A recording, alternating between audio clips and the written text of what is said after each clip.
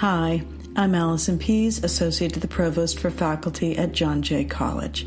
Welcome to Season 2 of our Distinguished Teaching Series, in which we celebrate the thoughtful and inventive pedagogy of our Distinguished Teaching Prize winners.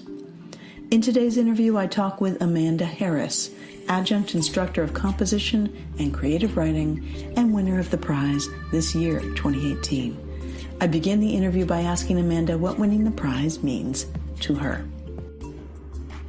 It meant everything to me because I love John Jay. I love the students at John Jay.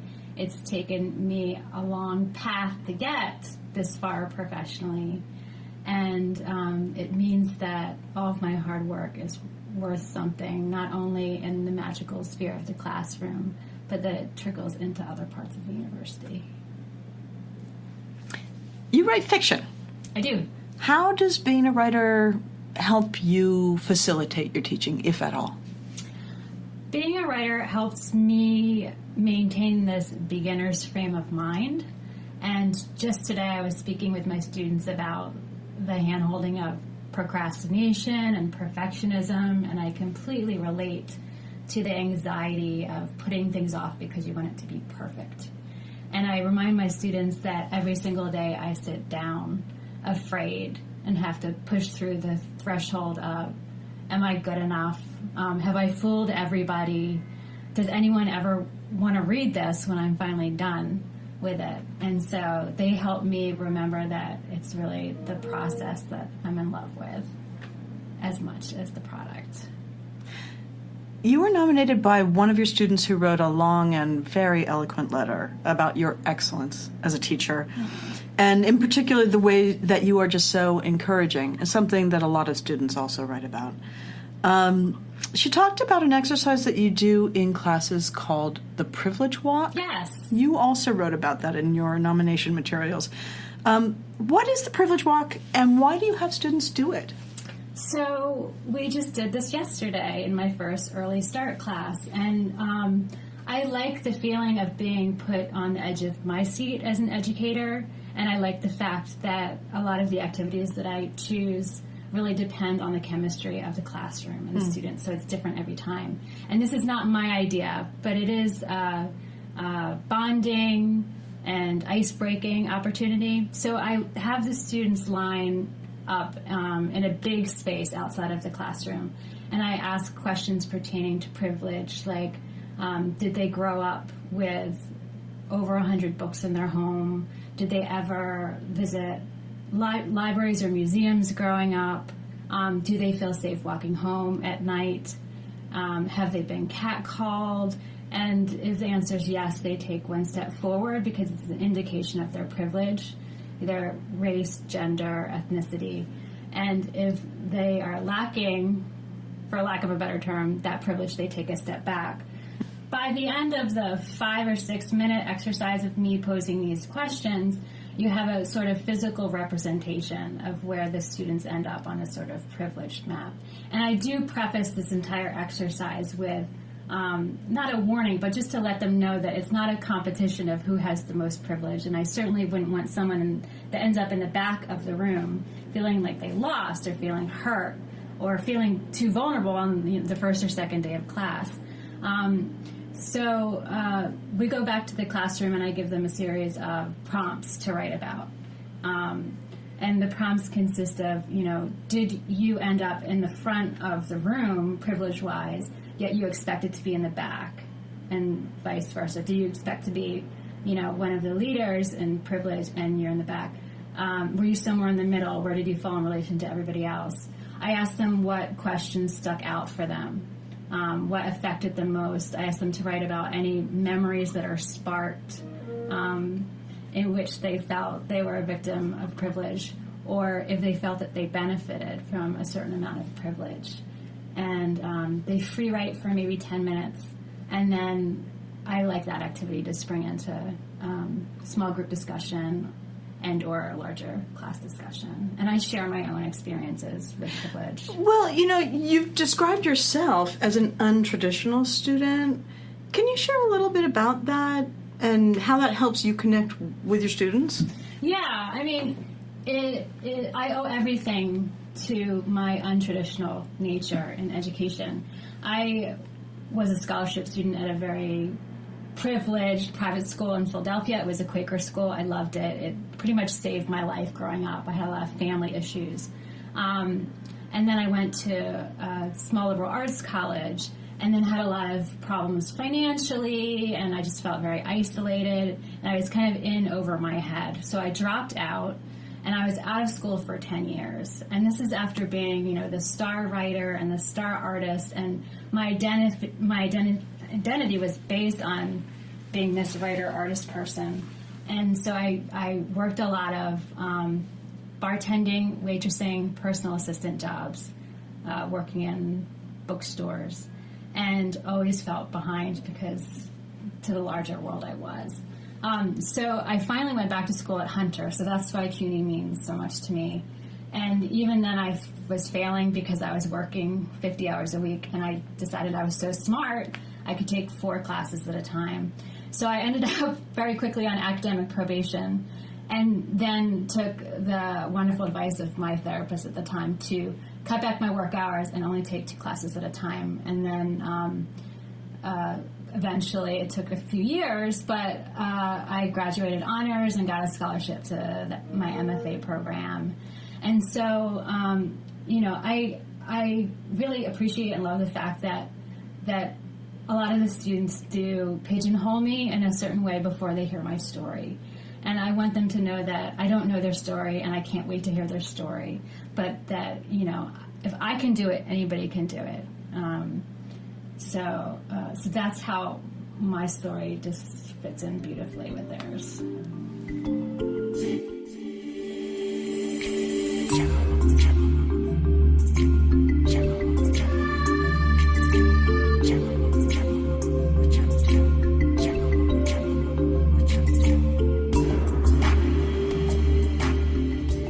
Design a writing assignment. What are your organizing principles?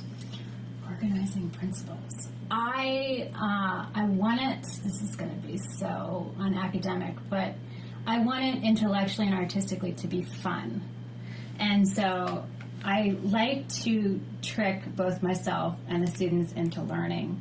And I like the variables to be a little bit up in the air and different every day and with every class. And I think that this is also why waitressing and bartending were like kind of a natural progression, because it's so interactive and it's so performative, but it's different every day, and it's different based on whomever you're interacting with.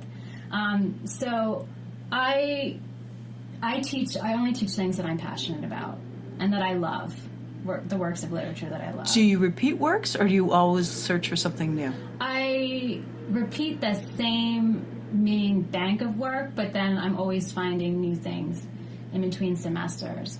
But I always put myself in their shoes. I know that what interests me may not interest them, but 98% of the time, if I've gotten so I can trust my instincts, so if I am crazy about it or perplexed by it or obsessed with it, that they will relate to it on some approximate level. And of course, I'm really into criminal justice issues. My novel in progress is centered around FBI agents, and so I try to involve those sorts of issues as much as possible. But definitely I love the visual arts, and I love incorporating music and poetry and lyrics into each lesson if I can. Do you have a favorite rhetorical move to teach? The cha-cha. Favorite rhetorical move. I mean, I really like the assignments that I've developed. So I really like argument, which might be odd for like a creative writer, but when I teach the rhetorical situations, we're reading in cold blood. And so I have them do argument. I have them write, your typical paper on argument, and I coach them through it, and it's a little scaffolded.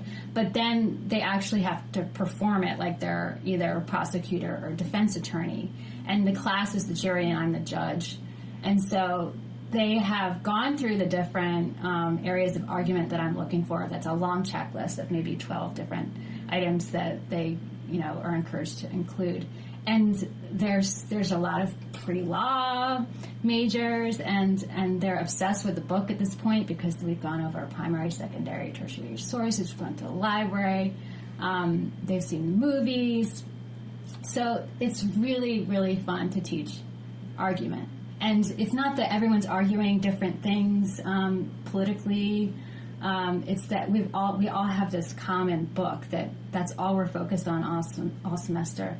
And so the classmates actually call whoever is arguing their case on things that aren't adding up. And so it's like a group dynamic. So the presenter reads her or his argument, and then the class basically cross-examines. It's not totally realistic, but the class cross-examines the presenter, and I kind of preside over everything because it gets heated. But they really learn how to argue. I listened to a podcast on teaching in higher ed, and recently there was a guest, Asao Inoue, who's the director of writing at University of Washington, Tacoma. He makes a really clear and, to me, compelling argument that the judgment of language is already a racialized and political act. He basically says, our judgments of student writing amount to one racial formation exercising its dominance over other formations through language preferences and standards. I found his argument really compelling. It makes all sorts of sense. Language is power. It's located in culture. Yes. And that when we say our students can't write, what we're saying is they haven't acquired the habits of predominantly white, elite English. The master's tools. Yeah, right. So I'm wondering, because it seems clear that you're very successful at this, how do you navigate your position as a white professor in writing classes populated mostly by students of color? Yeah. I really believe in the power and the purity of writing. I'm not one of those comp teachers that's going to spend 3 classes on APA. We cover it, but and I'm going to go over grammar with them. But what's important is not that they write with a thesaurus in an open window or on their lap and that they're Googling the biggest, fanciest word. So it's I don't want them using words like regatta because they don't know what regatta is, Right. So I think a lot of the low stakes, free writing, in-class writing, but even in my comp classes, I start where I'm comfortable and I start where I'm passionate, and we do start with creative writing. And we do start with politicized writers, whether it's Chinua Achebe or Baldwin, Carolyn Forche or Sherman Alexie, Dorothy Allison. And these students, unfortunately, relate on a very innate level to trauma. And so I'm showing them these writers, and I give them a little biographical history. And these are all writers that have suffered and overcome their suffering. And their language is succinct and clear, but very unique to them. So it's I always encourage them, as so many other people have, that you write the story that you most want to read. And I just emphasize that nobody can tell their story, that we're all so different, but no one can tell the story of their life like they can. And so, believe me, I edit very closely. I probably line edit a little bit more than I should in reading the work. But I also feel like if I raise the bar and my expectations of their work, and while supporting them and encouraging them, that within 3.5 months, it often just blows my mind. They're not going to go from here to here, but they're going to have this nice parabola of growth. And I've had many students in their exit letters and this makes me so happy, just say that they had thought that they were bad writers, that a teacher told them that they were a bad writer, and that they now have more confidence in their writing, or that they're keeping a journal now. So I kind of am a little bit of an emotional flasher at times in the classroom, because if I'm asking them to be vulnerable and incredibly open and trust me, I have to show them some of my scars and be like, we've been through different stories. Everyone's story is unique, but don't think that I'm this like 44-year-old white lady standing up here like asking you to do things that I'm not willing to do, that I'm not willing to share with you. And this has given me so much, writing has given me so much pleasure and closure in my life.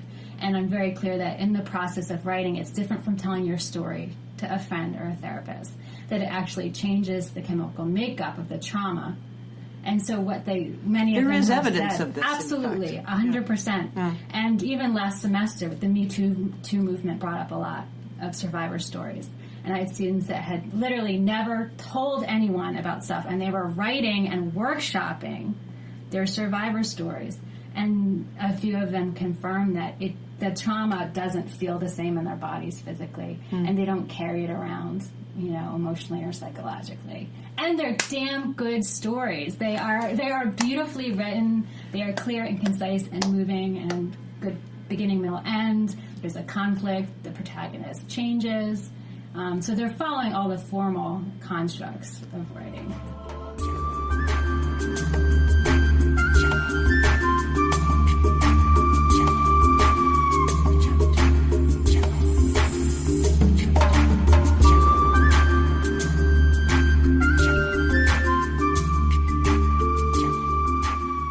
Something that you're clearly very good at, right? Obviously, you're making them feel safe in the classroom, or safe to share their stories, or safe to take a risk as writers. But also, what comes through from student comments is that you are a world-class motivator. What are you aware of that you're doing that keeps students motivated? I didn't really know. I only started teaching 4 years ago, and it was a whim. It was like one of my mentors couldn't take on a class here, so he mentioned my name to Valerie, and Valerie called me, and I was in front of a classroom full of 37 students here the next day, not having ever taught a class at college. And Valerie's always like, it could have gone a lot worse for everyone involved. But it took me 2.5 or 3 years to realize that maybe I am doing something a little bit different. Yeah. So my mother was a teacher. When she passed away, there were 350 students at the funeral. Wow. So some of it I do think is genetic. I'm really OCD about what I love to do, so I won't give up on a student easily. Well, okay. Oftentimes, somebody can be not giving up on a student, but what it looks like is attacking or hounding a student. Yeah. Again, that can shut a student down Sure. if they feel the expectations are unreasonable or too good. So motivation. I write a lot. I know how privileged I am. I have taught 3 classes a semester. I normally teach 2 classes only at John Jay. So I have my life structured financially and otherwise so that works for me. And I have cut back on the amount of feedback as much as possible that I write on my student papers.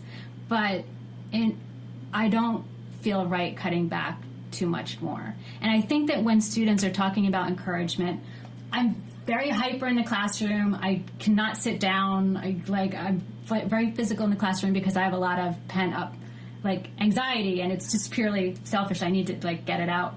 But I think that what they're referring to is when they come see me in the office hours, but even more specifically, the feedback on their papers. Mm-hmm.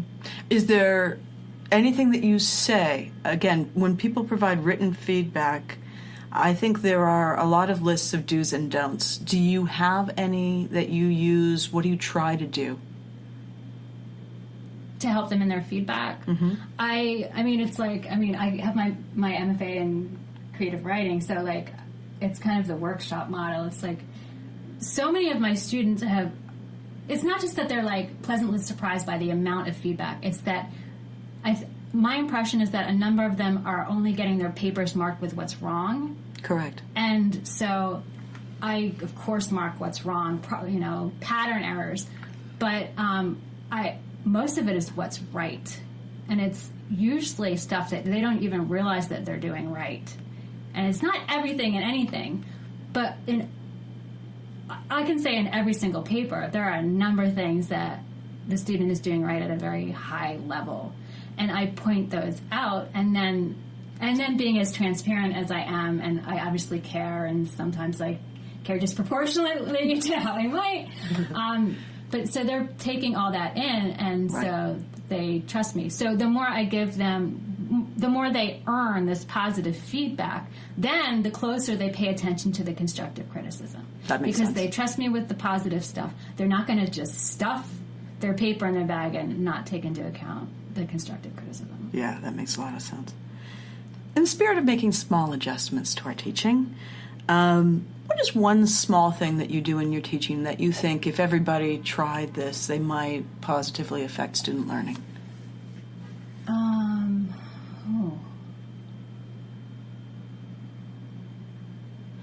I mean, different teachers have different styles, but I would share more. I would share a little bit more about yourself as a teacher in whatever way feels safe and appropriate. Humanize yourself. Yes.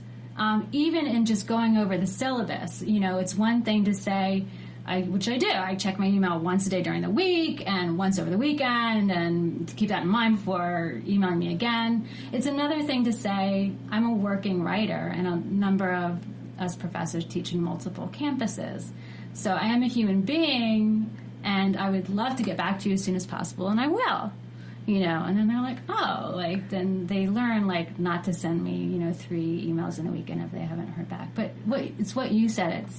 It's humanizing, and it's the human in me identifying with the human in them. I know that they're working their butts off, and they're taking care of their siblings and their parents, and so it's kind of mutual respect, which is what all of the John Jay professors do anyway. But what's worked for me is just the humanizing aspect and being a little bit vulnerable. I don't think that there's ever, I'm not advocating this, but this has worked for me.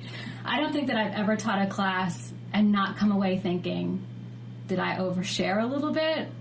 And it's 100% tied into the class, the curriculum, the subject matter. But I find that it disarms them a little bit. And, all these things that work for me, I think that they may be easily dismissed as, making me appear like a pushover. But I 100% attest that I gain so much respect for them, that they're so motivated to make me happy and really give me what I'm looking for, that it's the stimulus that a lot of them need. And it's just me paying attention to them. They just want me to see and hear them. That's all they want.